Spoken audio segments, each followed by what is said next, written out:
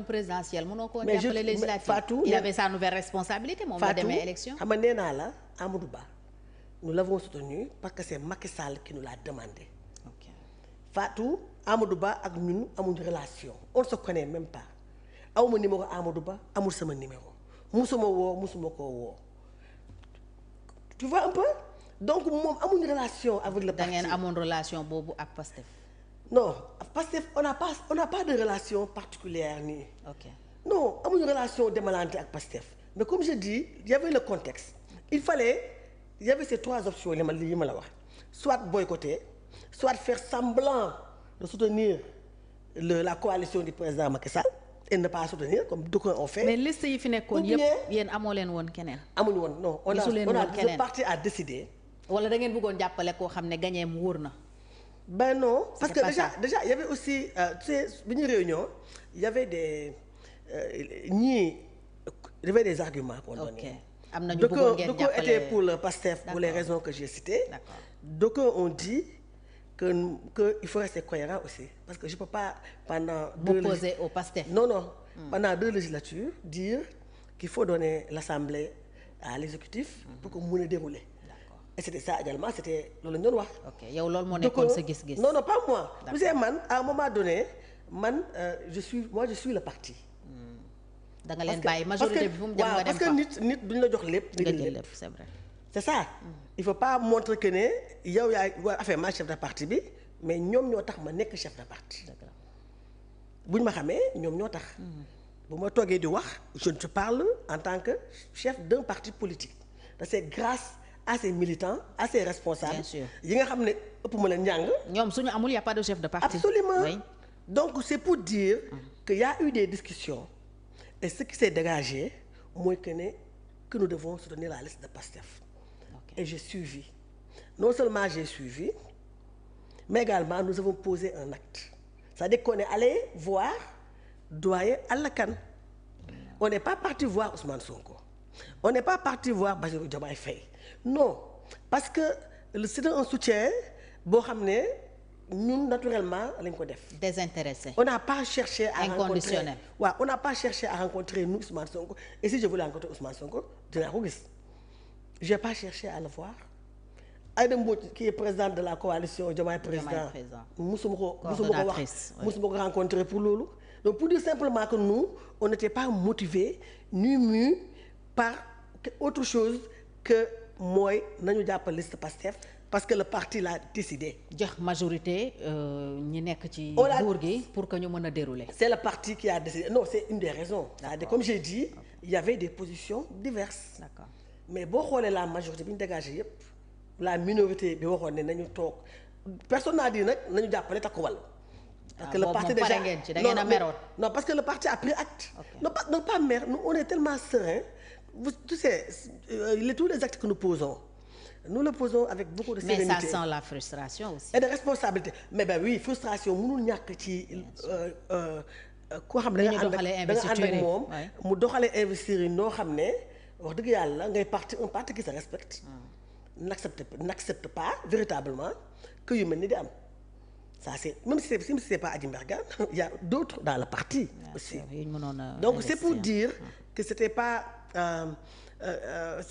le soutien au parti PASTEF du loo xam ne lu ñu prémédité non c'était le contexte et les responsables et les militants du parti la majorité s'est dégagée qu'il fallait soutenir le PASTEF et on a soutenu le PASTEF et quand les élections législatives sont passées on est resté dans l'opposition battre ngeen campagne investir on a toujours dit oui là ku ci nekk fa mu dëkk on s'est investi vraiment part nañu campagne PASTEF am la mu amoon présidentielle la amaat rek 54%. donc on a apporté quelque chose on n'a pas apporté quelque chose l'essentiel mooy on a apporté un soutien et on ne se targue pas d'avoir véritablement joué sur la balance ou bien indi benn apport décisif non parce que ñoom déjà ils étaient dans une dynamique victorieuse donc c'était ça te bi ñu paree élection législative yi automatiquement qu'est-ce qu'on a dit que nous ne sommes ni du PASTEF ni de la coalition Diomaye président nous sommes de l'opposition par contre kon transhumé woo non gis nga Fatou bi ma xamee ba tey. parce que bi nga demee jàppale Pastef ci législative yi ñu bari duma la ko yëgal dégg nga ko dañu ne Adji Mergane transhumé na. ba oui xam nga loolu moment boobu dama naan buy taw doo fa beeree. lu ne mais ce qui fait ma force mooy quand il y a des moments de crise comme ça du ma sant télé. doo noppi doo wax du ma sant télé sax du ma sant télé. bu ma la waxee ne la liñ lay wax doo ko dégg. dégguma ci dara nag gis nga ku foog ne man dégg naa ne saaga nga ma. li nga wax wala xas nga ma. franchement jàpp ne dégguma. voilà dégguma lenn. da ngay déconnecté wu daal des fois da nga gis toog kenn mais la. diw de waxal na la lii. ah man boobu temps woo naa la sax nga ne ma yii si sa du ma wax. waxuma c'est ça waxuma parce que bu taw doo fobeere. c'est-à-dire que man Fatou depuis que tu me connais loo ma xamee benn parti bi ma bokk laa nekk ba tey UDS bii mosuma ci génn. xanaa que nit moo ciy nekk génn dem feneen mais fii UDS bii boobu ba tey moo fi nekk mosuma dem benn parti. APR j'ai été avec ñoom pendant 12 ans bu noon transhumé kon damay dem transhumé APR gëm naa ne bu mu nekkoon moo demoon transhumé mais xëy na am poste de responsabilité foofu. nekk ministre wala leneen mais c'est que j'ai pas voulu. mais tey mu bëggoon man am poste de responsabilité bu kawe biir APR mais kon tout transhumé woon na. waaw mës nga ma wax ne yow doo seeyal sa parti fenn. mais defuma ko da ngaa gis ma def ko ba tey ku ànd ak parti au pouvoir pendant 12 ans te seeyaloo sa parti ñaata parti ñoo seeyoon biir APR. ñoom ñëpp ànd nañu ils sont devenus des ministres de la République man defuñu ko. moo tax xëy na ñu bàyyi ma rek ma nekk ci vice-président groupe parlementaire bi rek. Assemblée nationale bien avant ça j'étais même député simple. moi j'ai commencé par député simple. jusqu'en 2018 ou 2019 laa doog a nekk donc c'est pour te dire 2012 dañu gagné xam nga kañ laa am responsabilité biir Benno 2017 5 ans toog naa ko aw ma benn responsabilité. nekk simple député. kenn non j'étais même pas député. ok 2012 je dis 2012 xam nga fii la ma kii fekk présidentielle 2012 yi. fii la ma législative yi fekk kenn investir ma 2012 donc 2012 ba 2017 waaw législature bi ci topp nga dugg assemblée. waaw xam nga ko doon naa 5 ans président Macky Sall nekk à la tête de l'État di nommer chaque jour di élire ay nit te kenn nommé wu ma est-ce que dégg ngeen ma wax 5 ans yooyu noonu j'ai rien dit 2017 lañ ma def ci liste askan fal ma dugg nekk député simple 2017 ba 2019 te donc maa def vice-président groupe parlementaire donc pour dire simplement.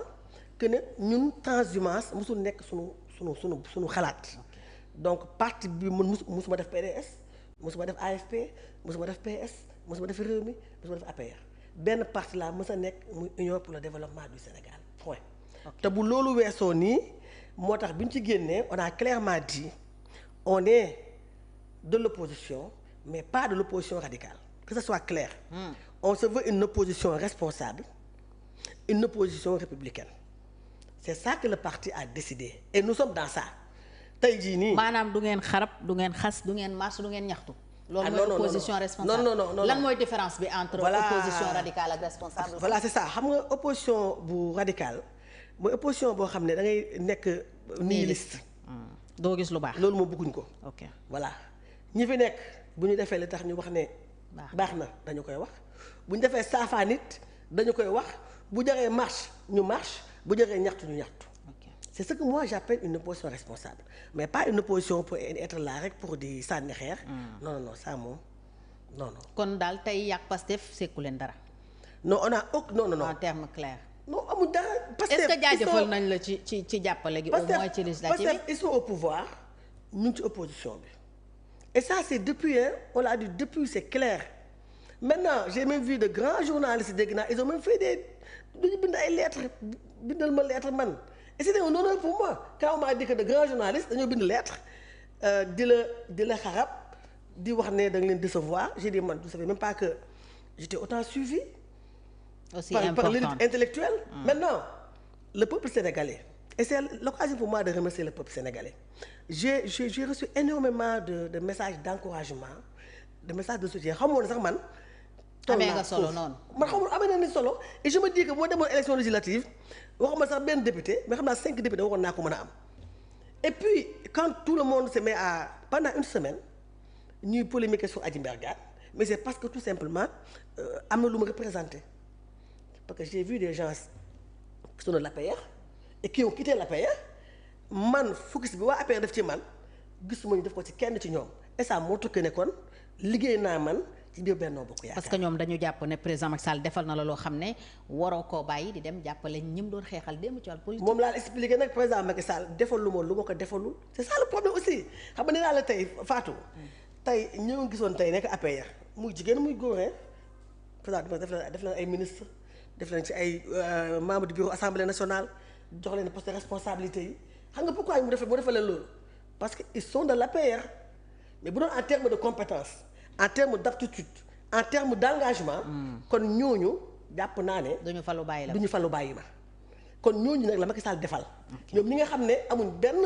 mérite je peux dire ça y est amuñu mérite kenn gisu leen ñu wax kenn gisu leen ñu defuñu dindiwuñu ils ont occupé de haute kii des postes de responsable yu am solo ñooñu la Macky Sall defal mais man Adji Mbergane nee naa la Macky Sall leen la ma defal mooy relation de confiance boobu mais defaluma loo xam ne defalu ko benn koo xam ne ànd na ak moom ndax man jàpp naa ne man li ma ànd ak moom ci engagement ak ci dëgg nag parce que nag lépp lu ma wax ci Macky Sall du woon lu ma loo xam ne lu ma gëmul moi je dis jamais des choses yoo xam ne gëmuma ko man saalum laa lu ma jàpp day fekk ma gëm ko kenn du ma force ci dara gis naa ne bi ñu ànd ñu UDS bi ñu ànd ak Macky Sall gis nañu ne ku bëgg réew mi la ñu yaakaar ne bu ñu ànd ak moom mu defar Sénégal te bi ñu ànd ak moom on a vu que defar na Sénégal mais quand les gens disent que Macky a beaucoup fait pour Adji Mbergane je suis désolé il a beaucoup fait pour waa APR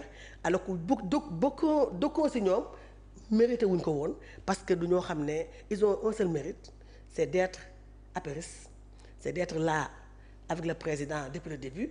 Je peux dire que moi j'ai été avec le président depuis le début parce que quand bi ñu ànd ak président en 2012 président Macky Sall n'était pas encore président ci Macky 2012 amagutoon benn du woon président de la République amutoon benn nombre tànk boo xam ne bi ma ànd ak moom boobu il n'est même plus le premier ministre.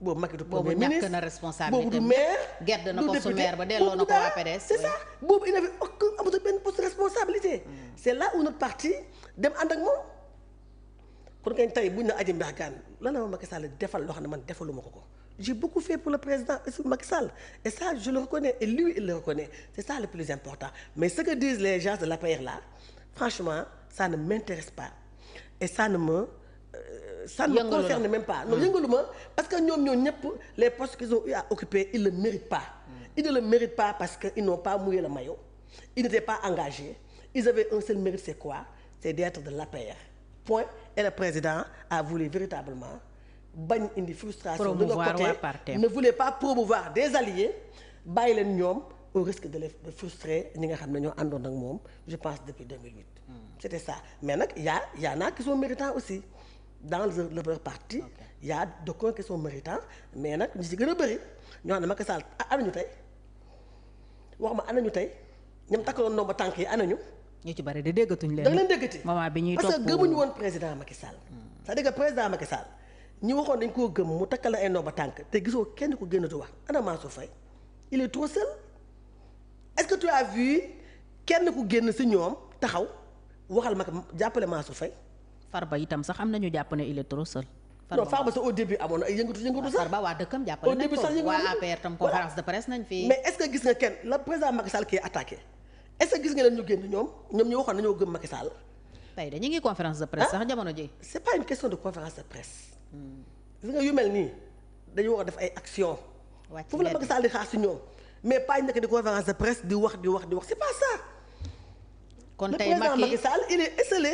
oui si on essaie un peu d'entrer dans la tête de Macky pour yow il est déçu. mais il doit être déçu. le président Macky Sall mouvement moo woon am fii Sénégal tey ñi mu nommé woon ñëpp tey yow ay direction yow ay ministère dañu woon yëngal tey réew mi bu ñu saagaa Macky Sall dañu waroon dégg koo dégg bi ñu saagaa Macky Sall des jeunes yoo xam ne ils n'ont jamais eu de promotion des jeunes yoo xam ne ils n'ont jamais eu de responsabilité. J'ai vu un jeune qui est sur Facebook il s'appelle Abdoulaye Akin je sais pas Abdoulaye Akin Diop des gens comme ça c'est des jeunes que je connaissais pas que je viens de découvrir sur les réseaux sociaux ñooñu ñooy taxaw di défendre Macky Sall te ñooñu musuma gis ne am nañ benn nomba tànk ana ministre yi mu doon nommé ana ministre yu góor yi ana ministre yu jigéen yi ana directeur généraux yi ana coordonnatrice yi FONGIP yi ak FONSIS yi ak façon yu ana ñoo ñëpp da leen déggatuñu wax où sont les députés qui étaient membres du bureau de l'Assemblée nationale danañ dégg ñu wax non Fatou non qu'on soit clair non dégguñu leen kay loolu kay jarul laaj le président dégguñu Macky bëri Sall doit être déçu. Il a fait confiance à des gens il a responsabilisé des gens yoo xam ne tey kenn déggu leen mais c'est ça la réalité. mais taxaw fi naan Adji Mbergane li ko président defal président xam na li ma ko defal c'est ça président aussi xam na ce que j'ai fait pour lui. pour Benno. voilà ce que j'ai fait Benno en termes d'engagement en termes Macky Sall c'est pas une question d'argent c'est pas une question de privilège c'est une question de relation de confiance. de confiance alors tey bu Macky dellusiwaatoon yow di nga ko jàppale di nga àndaat ak moom wala diggante bi yi naax saay na. Benno toujours c'est sur des bases claires. ok c'est-à-dire que Macky Sall bi ñu ànd c'était sur des bases claires wax dëgg yàlla bu Macky Sall ñëwaatoon it muy Macky Sall di keneen parce que c'est le parti qui décide. ok comme j'ai dit c'est pas Adji Mbergane. c'est pas une affaire de personne. c'est pas une affaire de personne. c'est ça que les gens oublient xam nga tey jii